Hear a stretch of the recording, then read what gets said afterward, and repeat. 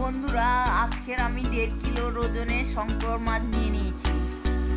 আজকের আমি শঙ্কর মাছের কষা বানাবো। ভালো করে কেটে ধুয়ে নিয়েছি। পরিমাণ মতন লঙ্কার গুঁড়ো দিয়ে দিলাম, পরিমাণ মতন হলুদ দিয়ে দিলাম, পরিমাণ মতন লবণ দিয়ে দিলাম, দিয়ে ভালো করে মেখে নিলাম। কড়াটা আঁচের মধ্যে বসালাম। কড়াটা গরম হয়ে গেছে, পরিমাণ মতন তেল দিয়ে দেব। কড়ার মধ্যে একটা একটা করে মাছগুলো ছেড়ে দিলাম, দিয়ে হালকা করে ভেজে নেব। বন্ধুরা, মাছটা ভেজে আমি একটা পাত্রের মধ্যে তুলে নিলাম। মাছের মধ্যে আলু দেবো, তাই জন্য আলুগুলো পিস পিস করে কেটে নিয়েছি। 3টে পেঁয়াজ নিয়ে নিয়েছি, আদা রসুন নিয়ে নিয়েছি পরিমাণ মতন। 400 মতন মাছ আমি রান্না করব। পেঁয়াজটা কুচি কুচি করে কেটে নিয়েছি বন্ধুরা।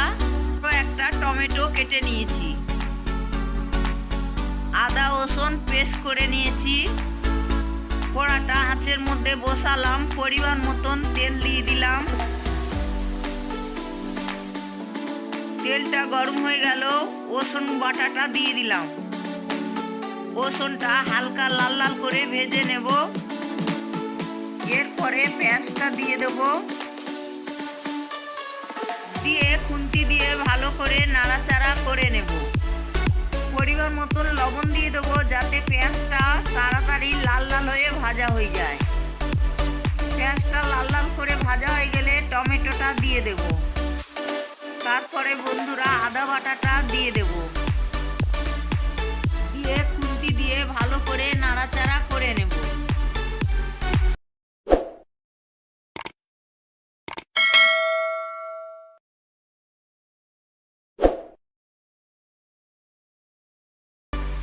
পেঁয়াজটা আমার লাল লাল করে ভাজা হয়ে গেলে আলুগুলো দিয়ে দিলাম।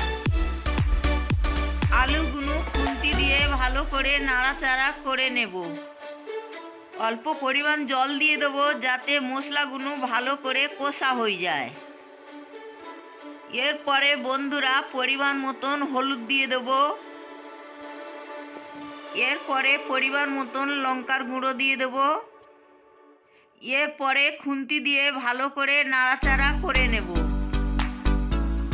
5 মিনিট ধরে ভালো করে কষে নেব। 5 মিনিট কষানো হয়ে গেছে, আমি এবারে পরিমাণ মতন জল দিয়ে দেব। আরও 5 মিনিট ধরে ফুটিয়ে নেব। এরপরে ভাজা মাছগুলো দিয়ে দেব ঝোলের মধ্যে। মাছটা দেবার পরে আরও 5 মিনিট ধরে ফুটিয়ে নেব। এরপরে পরিমাণ মতন জিরের গুঁড়ো দিয়ে দেব। লাগাবার আগে পরিমাণ মতন গরম মশলা দিয়ে দেব। পরিমাণ মতন গরম মশলা দিয়ে দিলাম, দিয়ে খুন্তি দিয়ে ভালো করে নাড়াচাড়া করে নিলাম।